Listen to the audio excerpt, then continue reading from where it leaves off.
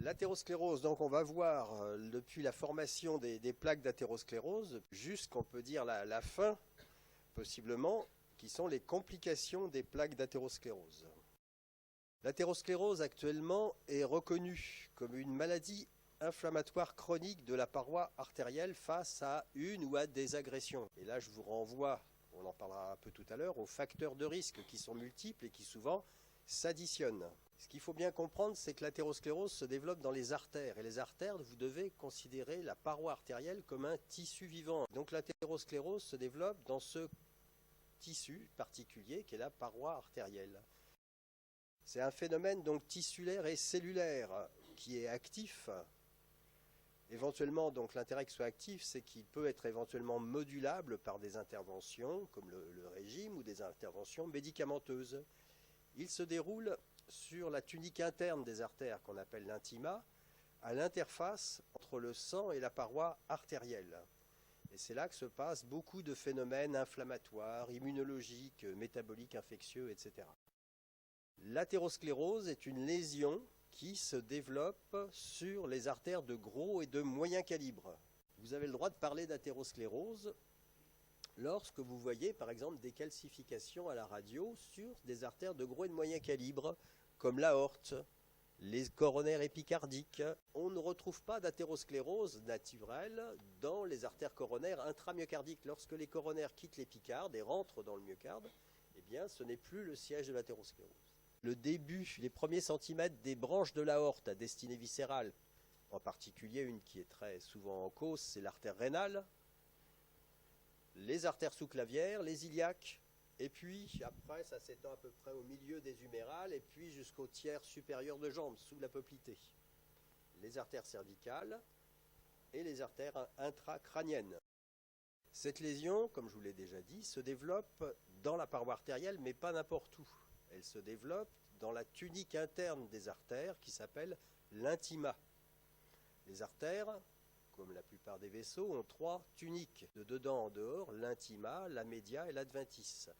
À l'origine, l'intima est très fine. Lorsque vous êtes jeune, en bonne santé, est constituée essentiellement d'endothélium et d'un peu de matrice extracellulaire. Et puis au fil du temps, eh bien, l'intima va s'épaissir par accumulation de matrice extracellulaire. Et c'est sur ce terrain que va se développer la lésion d'athérosclérose. Les facteurs de risque, vous les apprenez en clinique, ou vous les apprendrez, eh bien, ils induisent des lésions d'athérosclérose. Ils interagissent certainement avec les cellules. Alors ça paraît actuellement évident, on sait bien, quand on cultive des cellules en milieu hyperglycémique, qu'on va induire des modifications qui sont les modifications qu'on retrouve dans l'athérosclérose. Mais des facteurs de risque comme la sédentarité, on a du mal à faire le lien avec la biologie des cellules vasculaires. Alors en clinique, les facteurs de risque sont les suivants: l'âge, le sexe masculin, l'hypertension artérielle, l'hypercholestérolémie, le diabète, tout ça, vous l'apprenez en clinique. Et il faut comprendre que ces facteurs de risque sont synergiques. Plus ils sont nombreux, plus l'effet sur la paroi artérielle va être néfaste et favoriser le développement de l'athérosclérose. Quelles sont les cellules impliquées dans le développement de l'athérosclérose? Eh bien, des cellules qu'on va rencontrer dans la paroi artérielle. Je vous en ai cité deux types, là, les cellules endothéliales et les cellules musculaires lisses. Et puis aussi des nouveaux venus, des cellules qui vont arriver dans la paroi artérielle au site où va se développer la lésion, à savoir les macrophages, les lymphocytes T et les plaquettes.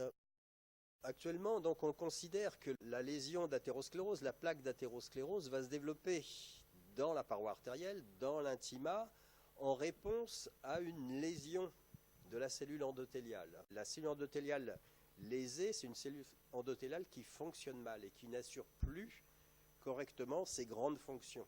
Parmi ces grandes fonctions naturelles de la cellule endothéliale, c'est la régulation de la perméabilité, c'est la barrière entre le sang et la paroi. Autre grande fonction de la cellule endothéliale, c'est la cellule qui est responsable de la thromborésistance, c'est-à-dire du fait que le sang ne coagule pas au contact de la paroi artérielle. Parmi les agents, les facteurs ou les paramètres qui vont induire cette lésion, cette dysfonction endothéliale, Chez l'homme, il y en a de multiples. Et c'est souvent dans la famille des facteurs de risque. Alors après, il est difficile quand on parle comme facteur de risque la sédentarité, etc. Bah là, c'est difficile de trouver un lien direct entre la sédentarité et le dommage endothélial. Mais il doit exister quelque part. Vous parlez d'une intima normale. Vous avez une couche de cellules endothéliales, l'intima est fine, il y a la frontière, là c'est la première lame élastique, et puis après la média, on a représenté ici que la première couche de cellules musculaires lisses. Là tout est normal, tout va bien.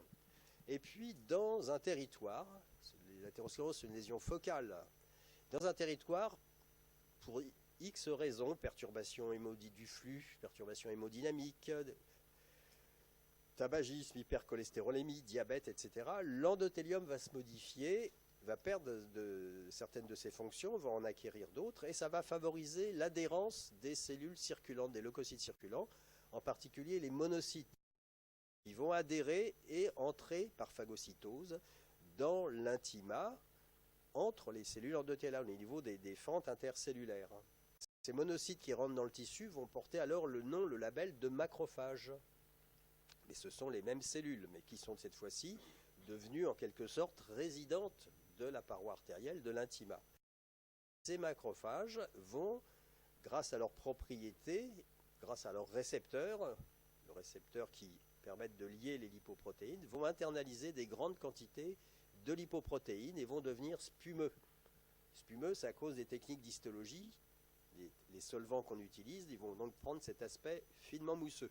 Ces macrophages vont aussi libérer des facteurs de croissance, des facteurs profibrosants, au premier rang desquels le TGF, le Transforming Growth Factor bêta, et puis le PDGF, le Platelet Derived Growth Factor, qui vont favoriser la fibrose, c'est-à-dire l'arrivée dans l'intima, qui n'en comportait pas, de cellules musculaires lisses qui vont migrer de la média, se transformer, proliférer et devenir moins contractiles et plus sécrétantes. On dit qu'elles prennent un phénotype synthétique parce qu'elles vont synthétiser des macromolécules de la matrice extracellulaire.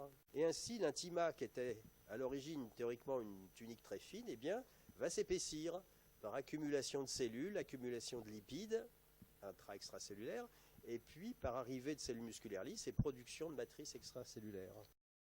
Et ainsi va se former progressivement une plaque d'athérosclérose avec un centre lipidique qui va comprendre des lipides intracellulaires, souvent dans les macrophages spumeux, des lipides extracellulaires, parce qu'une partie de ces macrophages spumeux va mourir et libérer les lipides, et puis de la chape fibreuse, parce que les cellules musculaires lisses auront produit des grandes quantités de matrices extracellulaires. Les lésions initiales, pas de manifestation clinique, possible régression, et se développant, survenant ou observé dans des zones qui sont sensibles à l'athérosclérose, en particulier dans des territoires de bifurcation artérielle. Le prototype de ces lésions initiales, c'est la strie lipidique. C'est quelque chose qui se voit à l'œil nu. Lorsque vous ouvrez une aorte à l'autopsie, longitudinalement, vous trouvez chez certains individus, surtout chez les jeunes, des lésions qui sont alignées, des lignes parallèles au flux sanguin, qui n'ont quasiment pas de relief, qui sont un peu jaunes. Voilà les stries lipidiques. Si vous prenez un prélèvement pour faire de la microscopie, pour faire de l'histologie, vous allez voir, c'est une accumulation de macrophages spumeux sous l'endothélium. Deuxième entité, c'était les plaques, c'était les lésions avancées, les lésions constituées, avec possiblement des manifestations cliniques, au site des lésions précoces, c'est-à-dire au site des stries lipidiques par exemple, et chez les individus plus âgés. Deux grands types, la plaque d'athérosclérose, le type 5 dans sa terminologie à lui, c'était la plaque fibrolipidique, et puis les lésions compliquées. La plaque d'athérosclérose, plaque fibrolipidique, on en parle depuis tout à l'heure, c'est ça. Vous la regardez là, vous ouvrez une aorte d'un homme, longitudinalement, et vous voyez des foyers où il existe une couleur différente entre des zones saines d'intima. Ces plaques sont lisses, elles ne sont pas compliquées. Vous prenez un couteau ou un bistouri, vous coupez la plaque ici et vous regardez la tranche de section. Et vous y retrouvez ce que je vous ai montré sur le schéma, une plaque fibrolipidique, la chape fibreuse, le centre lipidique, la média. Cette lésion est focale. Ici, c'est sain, c'est normal. Ici, c'est sain, c'est normal. Un peu d'histologie. Dans le centre lipidique, on retrouve des cellules spumeuses. On trouve des gros macrophages, souvent de cellules géantes, des macrophages banals, des lipides extracellulaires sans cellules. Vous faites une coloration du collagène et vous voyez la chape fibreuse qui entoure le centre lipidique.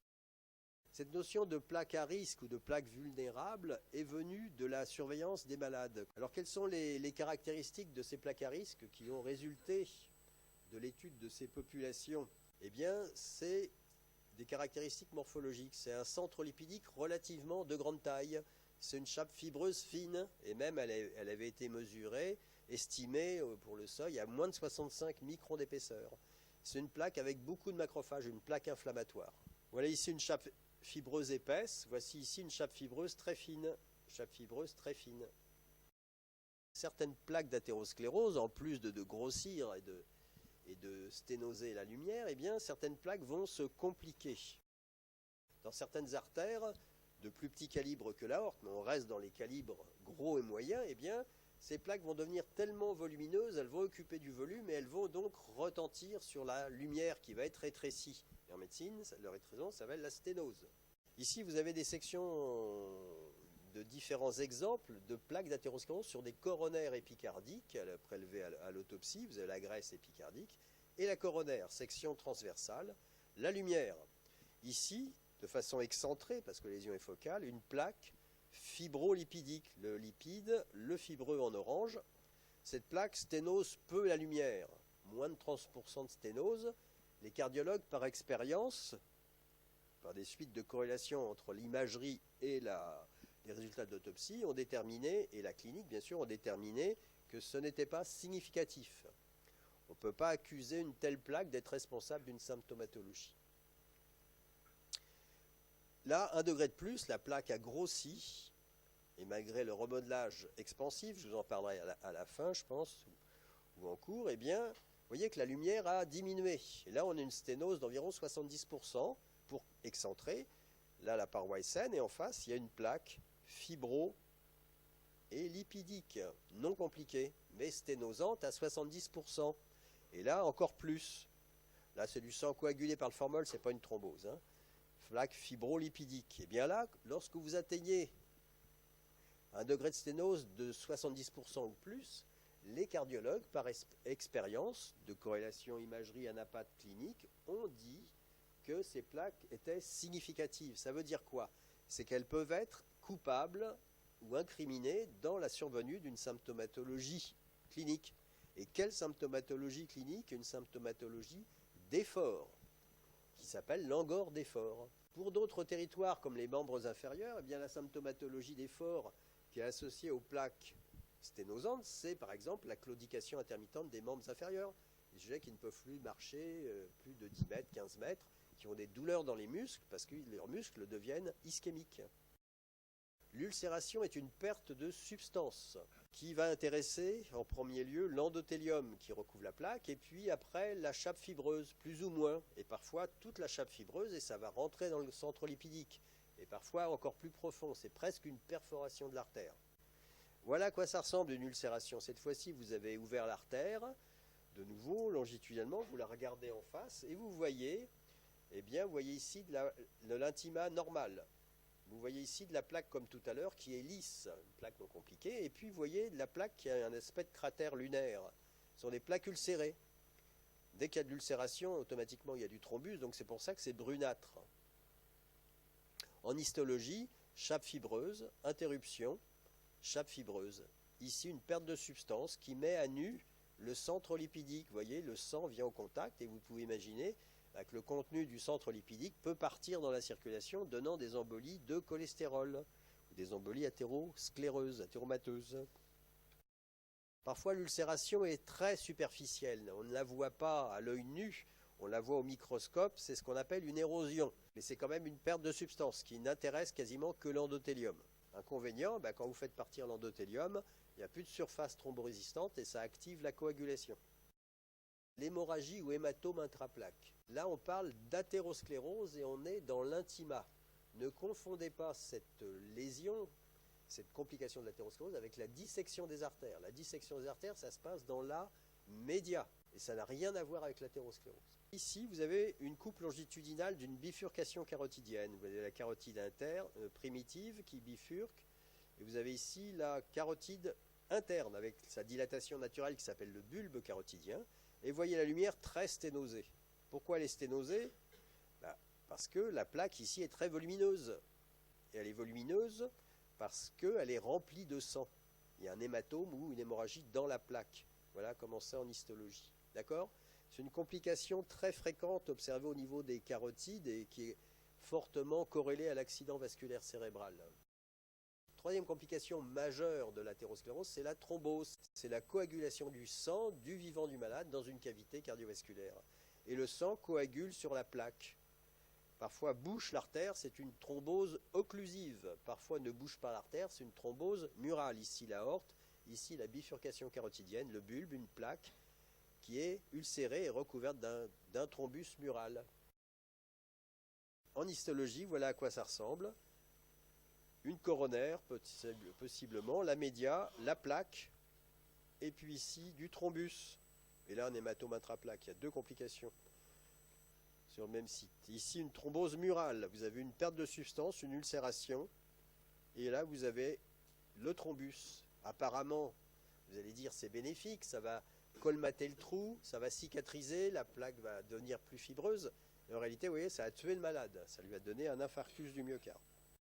Parmi ces complications, il y a les embolies thrombotiques. Qu'est-ce que c'est que l'embolie thrombotique? Je vous ai dit, certaines plaques peuvent se compliquer de thrombus. Le devenir du thrombus, je vous l'ai présenté un peu d'une façon unique. Je vous ai dit, si le malade ne meurt pas, il va s'organiser, ça va devenir fibreux et la plaque va grossir. Une autre possibilité évolutive, c'est que ce thrombus se détache et migre dans la circulation artérielle, ce qu'on appelle l'embolie. Et l'embolie de matériel thrombotique, c'est l'embolie thrombotique. Et ça va partir dans le cerveau, ça va partir dans les membres, dans la rate, etc. Et ça donne une embolie avec possiblement une ischémie dans le territoire qui est privé de sang. Vous voyez ici, vous avez c'est l'aorte thoracique. La média, intima fine, intima épaisse avec une plaque fibrolipidique et compliquée de thrombus. Un thrombus volumineux, pédiculé. On peut imaginer, mais là maintenant c'est fixé, qu'on pouvait imaginer mobile en échographie. Et vous voyez, la chape fibreuse ici est épaisse et pourtant c'est compliqué. Donc cette notion de plaque vulnérable, de plaque à risque, vaut ce qu'elle vaut. Autre complication qu'il faut rajouter, eh bien, je vous ai montré tout à l'heure des ulcérations. Je vous ai dit celle-là, cette ulcération, elle est creusante et elle met à nu le centre lipidique qui va pouvoir partir dans la circulation, migrer, donner des embolies. Ça s'appelle cette fois-ci non plus des embolies thrombotiques, mais des embolies de centre lipidique, des embolies athéromateuses ou embolies de cholestérol, qui va partir dans la circulation ici, boucher, et les cristaux de cholestérol, boucher une artère collatérale d'orteil. Et bien souvent en clinique, vous aurez un malade qui, au décours par exemple d'une chirurgie de l'aorte ou d'un cathétérisme de l'aorte, ou d'un traitement anticoagulant, va avoir un orteil bleu, ischémique. Eh bien, on retrouvera, si le malade est amputé, on retrouvera dans son orteil des cristaux de cholestérol. C'est la décharge de grandes quantités de centres lipidiques. Ces embolies de cholestérol, embolies athéromateuses, peuvent aller dans la microcirculation, et vous en retrouvez un ici, dans un glomérule rénal. Et on peut assister à des poussées d'insuffisance rénale aiguë chez des malades au décours de la chirurgie de l'aorte, parce qu'ils ont des pluies d'emboles de cholestérol, en particulier dans le rein. C'est ubiquitaire, on en retrouve dans le cerveau, dans l'intestin, dans le foie, dans les membres, etc. etc. C'est parfois une complication iatrogène, je vous l'ai dit, chirurgie vasculaire, cathétérisme en radio pour faire de l'imagerie ou de l'angioplastie d'artères athéromateuses, et puis traitement anticoagulant. Autre complication majeure, eh bien oui, les plaques d'athérosclérose, bien que ce soit une maladie de l'intima, vont atrophier la média, qui est la tunique de solidité, et donner lieu à des anévrismes athéroscléreux.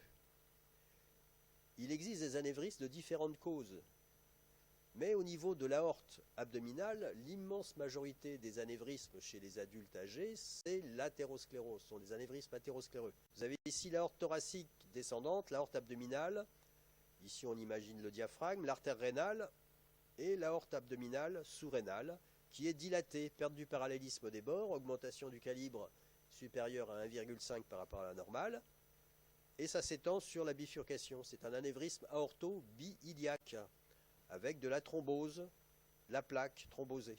Pareil ici, sauf que là la paroi est épaissie fibreuse. Calibre normal, ici l'anévrisme là, et le thrombus.